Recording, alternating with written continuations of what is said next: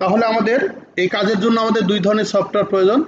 একটা হচ্ছে VS code, যদি কারো থাকে তাহলে সেটা ইনস্টল করতে হবে, আর যদি না থাকে তাহলে আমরা সরাসরি গুগলে যা প্রথম যে কাজটা হচ্ছে যে আমরা এই ভিএস কোডটাকে ওপেন করে নেব এবং এর মাধ্যমেই আমরা আমাদের যেগুলো কাজ আছে ওয়েবসাইট ডেভেলপমেন্টের এই কাজগুলো সহজেই করতে পারবো। এখানে যা ভিএস কোড লিখে ভিএস কোড ডাউনলোড দিয়ে সার্চ দিলে এটা চলে আসবে। আসার পরে আমাদের এখানে ক্লিক করতে হবে, ক্লিক করলে এই যে ভিএস কোডটা যেটা আছে এইটা ডাউনলোড করার অপশনটা চলে আসবে এবং এখানে তিনটা অপশন থাকবে, একটা হচ্ছে উইন্ডোজ, এইটা হচ্ছে ম্যাক, আর এটা হচ্ছে লিনাক্স রেড হ্যাট। তো এগুলো খুব কঠিন, যারা লিনাক্সে কাজ করে তারা এটা করবে। তো আমরা সাধারণত উইন্ডোজ নিয়ে করবো, এই জন্য উইন্ডোজে ক্লিক করলেই আমাদের এই জিনিসটা ওপেন হয়ে যাবে। এইরকম হবে। ওপেন হওয়ার পরে যদি ডাউনলোড হতে থাকে হবে, না হলে আমরা এখানে আমাদের যদি আমরা ইয়েস দিই তাহলে এরকম অপশন আসবে। আসলে এই যে ডাউনলোড আমার করা আছে এই জন্য এই ফোল্ডারটাকে সরাসরি দেখাচ্ছে, এখান থেকে ডাউনলোড হয়ে যাবে। এই ডাউনলোড হওয়ার পরে আমাদের কাজ হচ্ছে কি যে আমরা কি ইনস্টল করব। ইনস্টল করার জন্য রাইট বাটন ক্লিক করে ওপেন করব। ওপেন করার পরে আমাদের কি করতে হবে, যখন এনে আসবে জাস্ট এখানে অ্যাকসেপ্ট দিয়ে আমরা নেক্সট করে যাব। যেহেতু ইনস্টল করা আছে এই জন্য আমি আর ইনস্টল করলাম না, নেক্সট করে গেলে আমাদের ইনস্টল হয়ে যাবে। এই একটা হচ্ছে প্রথম কাজ। এই কাজটা করার পরে আমাদের আর একটা কাজ হচ্ছে কি যে আমরা যেহেতু ওই কাজটা করব, এই কাজগুলো করার জন্য আমাদের একটা সার্ভারে যেতে হবে, সেটা হচ্ছে কি গিট এসসিএম। এই গিট এসসিএম এর জন্য মনে থাকে, গিট এসসিএম লিখে এন্টার দেব, দিলে আমাদের গিট এসসিএম আসবে। এসসিএম এখানে কি আমরা অনেক সময় গিট বুঝতেছি কিন্তু এসসিএম বুঝতেছি না। এটা হচ্ছে সোর্স কোড ম্যানেজমেন্ট। এসসিএম এ হচ্ছে সোর্স কোড ম্যানেজমেন্ট, এইটা আসবে। তো এইটা আসার পরে আমরা কি করব, এখানে জাস্ট ক্লিক করব।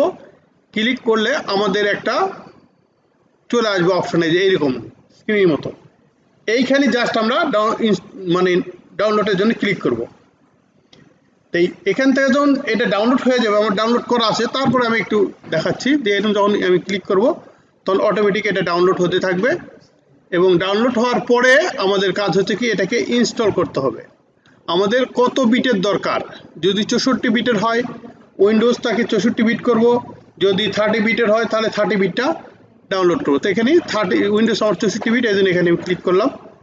ক্লিক করার পরে এই যে স্টার্ট ডাউনলোড, এখানেই ডাউনলোড শুরু হয়ে যাবে। এইভাবে আমি এই জিনিসটাকে ডাউনলোড করব।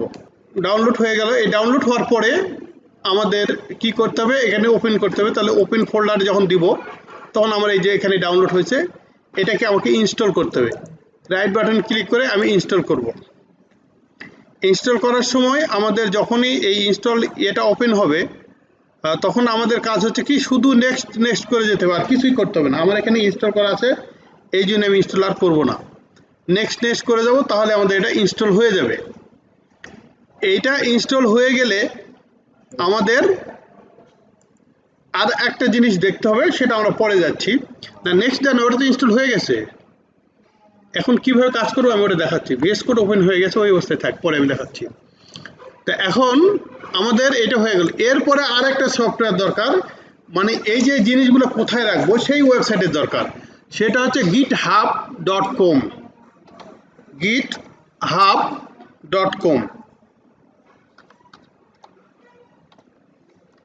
এই github.com এ যখন আমি ক্লিক করব, এই যে এরকম আসবে github.com। যখন আমি ক্লিক করব তখন এই জায়গাটা আমাদের চলে আসবে।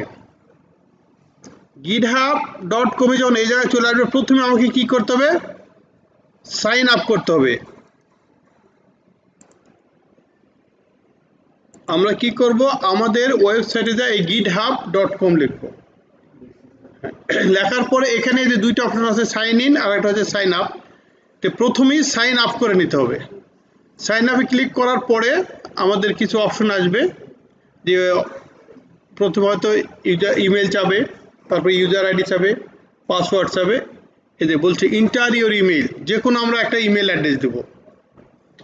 ইমেল অ্যাড্রেস দেওয়ার পরে আমরা সেটাকে কি করব, নেক্সট করব, কন্টিনিউ করব।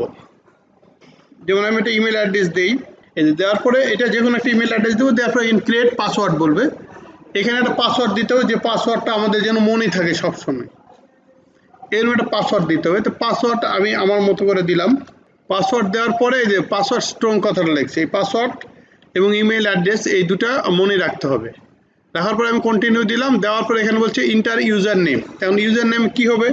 ইউজার নেম যদি আমার নামে দেই কোনো সমস্যা নাই, যে কোনো নাম দেওয়া যাবে।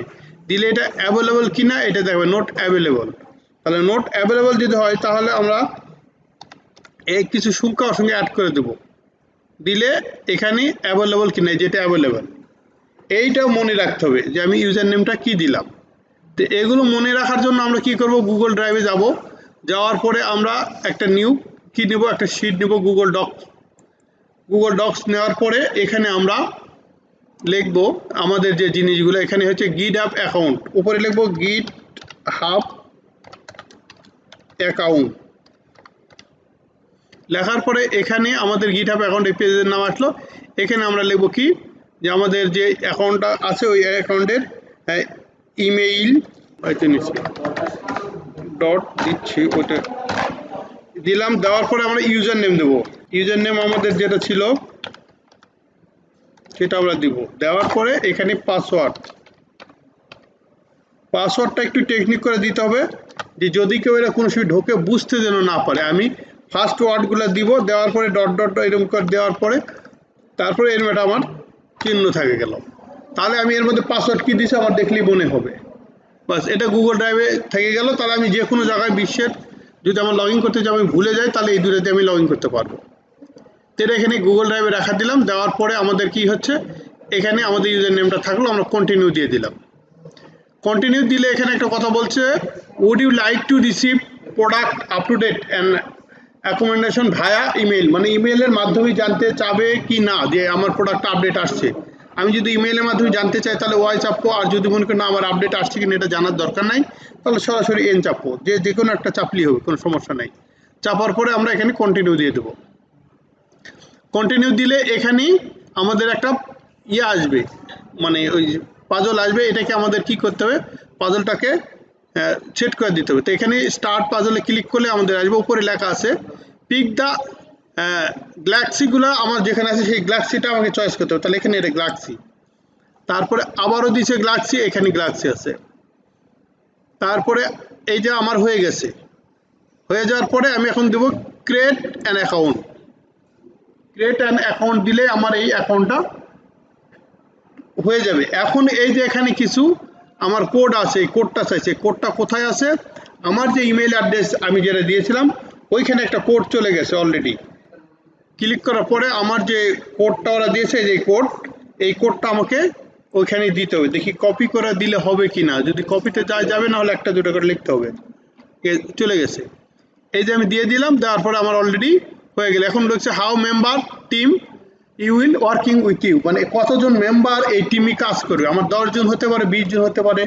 আমি যদি একাই করি তাহলে জাস্ট মি দিব, সমস্যা নাই। তাই আমি পরবর্তীতে টিম বাড়াবো, বা আমি 10 থেকে 20 জন কাজ করব। যেটা আমি দেই না কেন কোনো সমস্যা নাই, যদি জাস্ট মি দেই তাও হবে। হ্যাঁ, পরে চেঞ্জ করা যাবে। এখানে জাস্ট মি দিয়ে আমি কন্টিনিউ দিলাম। এটা একটু স্টুডেন্ট টিচার কিছুই করতে হবে না, এখানে কোনো কিছু টিক মার্ক দেওয়ার দরকার নেই, সরাসরি আমি কন্টিনিউ করে দেবো। কন্টিনিউ করে দিলে আমার এই যে এখানে আসার পরে আমি এখন পেইড কাজ করতে পারবো না, যেহেতু আমার টাকা পয়সা নাই, এই জন্য আমি ফ্রিতে জয়েন করবো। তাহলে এই যে ফ্রি আছে, এই ফ্রিতে আমি continue with free for free এই করলে আমার সাইন আপটা হয়ে যাবে। এই সাইন আপ হওয়ার পরে এখানে একটা কথা বলবে, ফ্রি কোনো লিমিট নেই। এই যে আমার এটা অলরেডি হয়ে গেছে, এই অ্যাকাউন্ট আমার এই পর্যন্তই, অ্যাকাউন্টের কাজ শেষ।